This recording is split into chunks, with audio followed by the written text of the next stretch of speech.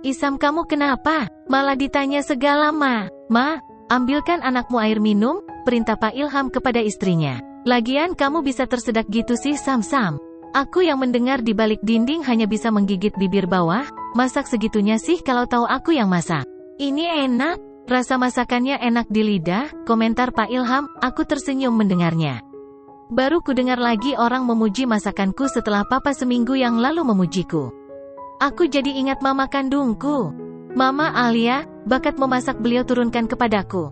Sebelum rehat dan menjadi istri Papa, Mama adalah seorang chef. Setelah makan malam, Ibu Zara memanggilku ke ruang tengah. Nur, kamu di sini tugasnya hanya membantu belajar Amira, tegasnya. Tidak apa-apa, Bu. Saya sekalian bantu-bantu masak, lagian saya sangat berterima kasih diizinkan tinggal di sini. Saya tahu diri kok, Bu. Pak, aku melirik Om Isam yang dari tadi sibuk dengan benda pipi di tangannya. Terima kasih, Bu, Pak. Amira, segera ke atas belajar. Dan Nur bantu dia agar nilainya bagus, perintah Pak Ilham. Amira langsung ke atas, aku mengikutinya di belakangnya. Tahu diri kok masih di sini? Seharusnya ke asalnya dong, kayak benalu aja, gumam seseorang yang ku tahu itu Om Isam. Padahal lagi asyik dengan benda pintarnya itu kok bisa ngomong seperti itu? Lemes banget mulutnya kayak cewek saja. Hus Isam, enggak boleh begitu, cicit ibunya. Apaan sih, Ma? Cuma baca artikel saja kok dimarahi, dalihnya. Padahal ku tahu benar dia menyindirku, tapi biarlah, yang penting aku ada tempat buat istirahat dan bersembunyi dari Mama dan Om Herman. Kak Nur, wajahmu itu loh familiar banget sih. Aku masih penasaran tahu, sepertinya aku pernah melihat dirimu, tapi di mana? Amira, kita belajar aja yuk. Sini aku bantu jelasin. Aku mengalihkan pembicaraan agar dia tidak mengingat siapa aku. Besok dia ujian PH, penilaian harian, untuk mapel matematika.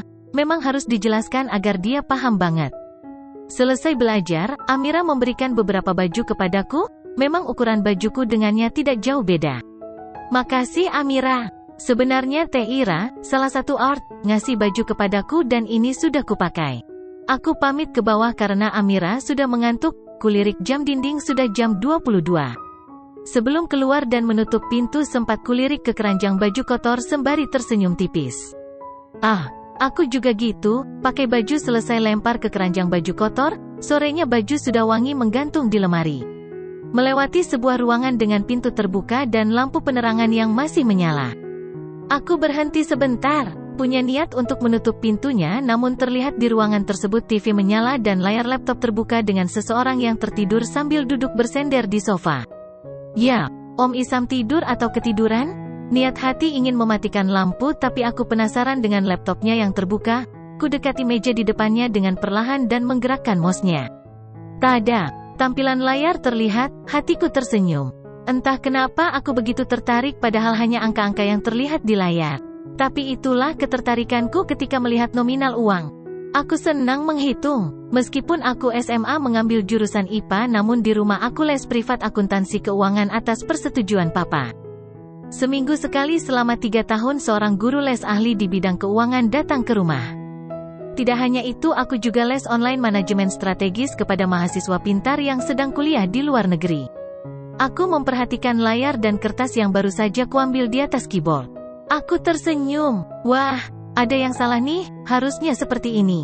Tanganku sudah gatal saja untuk segera mengotak-atik angka-angkanya, serta tangan ini juga lincah mengubah beberapa kata di file tersebut, dan selesai deh. Aku melirik ke lelaki yang begitu nyenyak tidurnya. Dia kecapean kali. Hai, hatiku berkata.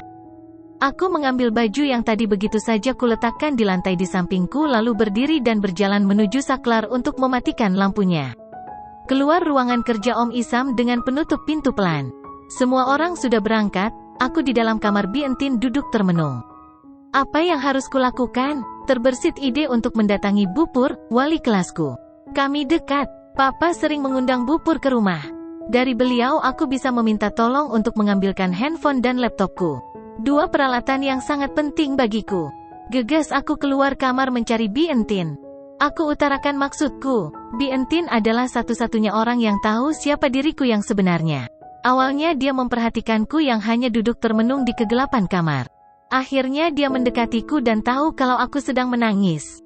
Aku berada di pelukannya dan curhat tentang semuanya yang terjadi padaku hingga hatiku terasa tenang. Aku merasakan ketulusan kasih sayangnya. Nur, mau pakai baju apa ke sekolah? Tanyanya. Memang aku meminta kepadanya untuk tetap merahasiakan siapa aku sebenarnya. Aku menggeleng, bingung. Tuh mumpung si Ira belum nyuci, masih ditumpuk bajunya. Tadi aku lihat ada seragam batik punya Non Amira. Mau dipakai? Bibirku mengembang, ide Bi Entin sungguh bagus. Aku mengangguk. Bi Entin langsung menuju ke tempat mencuci baju. Teh Ira ada di sana dan mengambil seragam batiknya setelah berbicara dengannya. Aku hanya melihat dari kejauhan. Ah, makasih Bi. Dengan meminjam uang dari Bi Entin aku mencegat taksi yang lewat dan dengan hati berdebar-debar memasuki taksinya.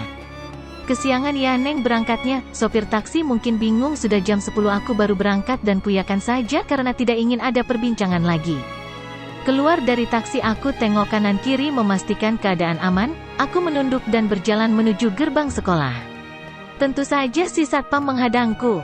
Siswa SMA sebelah kok ingin masuk ke sekolah elit khusus untuk anak-anak para sultan, Firdaus International Islamic School. Sekolahku merupakan institusi pendidikan berbasis Islam yang mengadopsi kurikulum Cambridge.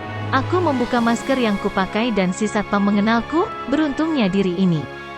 Ketika hari-hari biasa diantar aku selalu membuka kaca samping dan menyapa mereka berdua.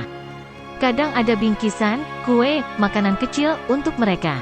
Salah satu satpam langsung menghubungi Bu Pur dan mengantarkanku ke kantor menuju meja wali kelasku. Aku menunggu sebentar dan satpam meninggalkanku. Tak berapa lama Bu Pur datang dan dia langsung memelukku, ikut berduka cita sayang. Air mataku tak terbendung lagi, setelah puas menangis aku menceritakan semua kepadanya, pantas saja.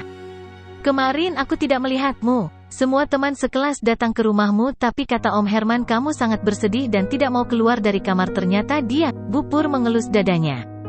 Tidak percaya dengan pendengarannya. Bu Pur berjanji akan membantuku, aku pamit dan Bu Pur memberikan salah satu ponselnya kepadaku.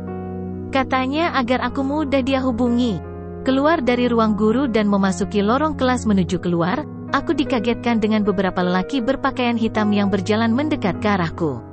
Sebelum mereka melihat aku langsung bersembunyi. Asial, ternyata pengawal Mama dan Om Herman ada di sini. Aku mencari tempat aman sampai mereka melewatiku dan mereka bertemu dengan Bu Pur. Secepat kilat aku berlari keluar dengan menarik rok ke atas. Untungnya aku pakai legging. Melewati halaman sekolah aku berhenti, di sana terlihat beberapa lelaki berbaju hitam berdiri. Aku berhenti dan mengepalkan tangan dengan nafas yang ngos-ngosan. Pelan-pelan aku berjalan menepi di pinggir tanaman, untung saja ada tanaman sebagai pelindung. Aku mengendap-endap menuju pos satpam karena di sana juga ada 2 orang bodyguard berdiri sambil berkacak pinggang. Aku mengeluarkan nafas kasar. Bingung. Selangkah lagi bisa keluar dari pos satpam. Tanpa kusadari 2 satpam mendekati bodyguard dan mengajaknya mengobrol dengan salah satu satpam melirikku dan memberikan aba-aba agar aku pelan-pelan berjalan keluar sementara mereka mengalihkan fokus para pengawal tersebut. Syukurlah, mungkinkan Bu Pur memberitahu kedua satpam itu? Aku bernafas lega, alhamdulillah terbebas dari mereka. Aku melenggang jalan dengan biasa di sepanjang trotoar sekolah dan ingin mencari taksi untuk kembali ke rumah Om Isam. Tapi suara itu mengagetkanku, itu Nona Noura. Tangkap dia, aku menoleh ke samping, di seberang sana beberapa pengawal serempak melihat ke arahku. Gegas aku berlari secepat kilat agar para bodyguard tidak berhasil menemukanku. Bersambung.